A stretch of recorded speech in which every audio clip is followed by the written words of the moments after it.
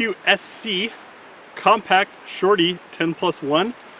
We'll start things off, of course, with the full mag +1. So we've got a full magazine of 10. Got that in there. And I'll top off this magazine for our +1. Mag needed to get shoved in there. Let's see how it runs.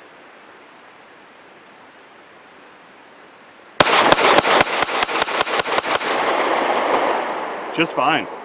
And now for what's for dinner, where we check what bullet weight and what bullet shape will and won't work in the gun.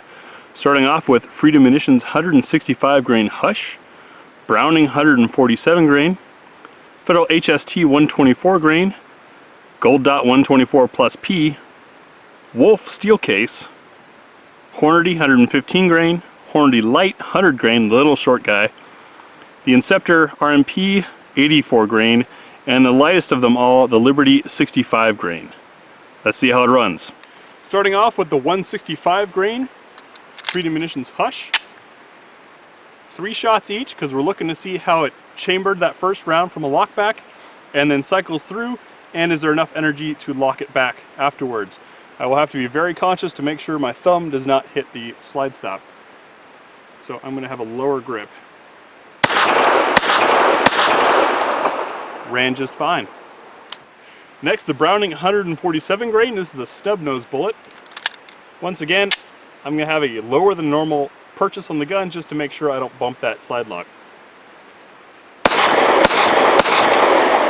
Ran just fine, locked back. Federal HST 124 grain.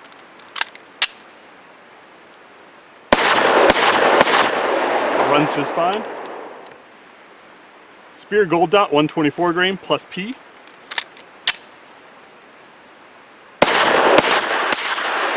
And it runs. Wolf 115 grain steel case in a dirty gun.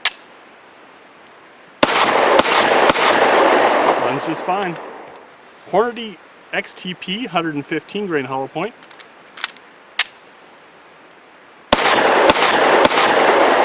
Still running.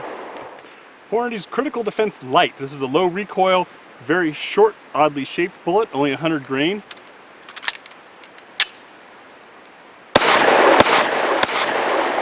But it runs. The RNP 84 grain. Runs just fine. Liberty 65 grain Civil Trainer. Very lightweight, very high velocity. Runs just fine. And now for 5 shots from 7 yards using Nosler 115 grain match.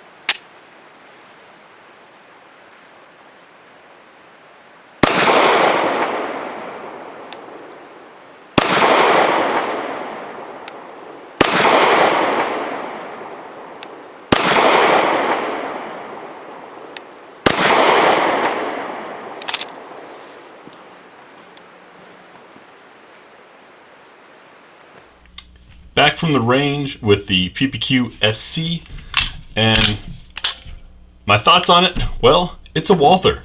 So with that came the awesome trigger, great ergonomics, despite it being so short that I'm barely getting my second finger on there.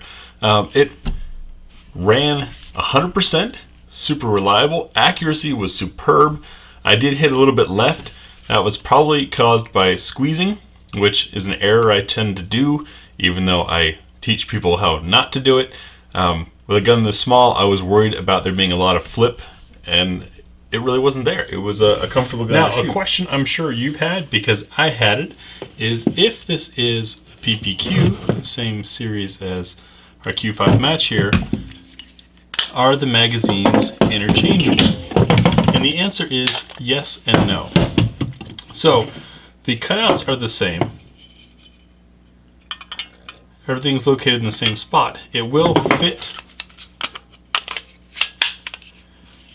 and lock the slide back and kick out, but Walther warns that doing so without a sleeve on there might result in over inserting and damaging the ejector. They also warn that this slide, with some of the differences in it, is much quicker cycling, and so for best reliability that recommend upgrading the spring. I have now, I didn't have earlier, one of the 15 round with the sleeve on it, and you can see it fills the hand perfectly. I've got large hands and this is a perfect fit for my hand. Once again, right back to that Walther Ergonomics where it just feels like you picked up a piece of clay, squeezed it, and then someone made a gun out of it. It's just about perfect for that. But these are the two mags that come with it, your 10 and your 15. They do warn if you're going to use a PPQ mag or another mag to get the spring kit that they'll be selling separately along with the sleeve there.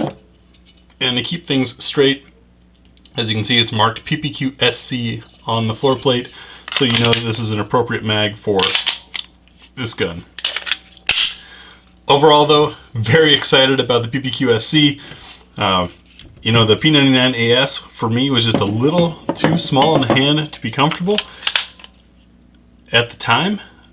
I think if I were to go back or have that opportunity again, this might have been my choice for a subcompact double stack carry gun. And between this short mag for carry and this longer mag for either winter carry or carry if you've got better concealment, range use or training, it's a winner. This gun performed excellent as expected. I mean, it is, after all, folks, a Walther. Leave your comments and questions down below. Keep in mind, I am not Walther. I'm not a manufacturer. Please don't ask me manufacturer questions, but experience questions I can tell you from spending some time with this gun. That's all for today. Thanks for watching.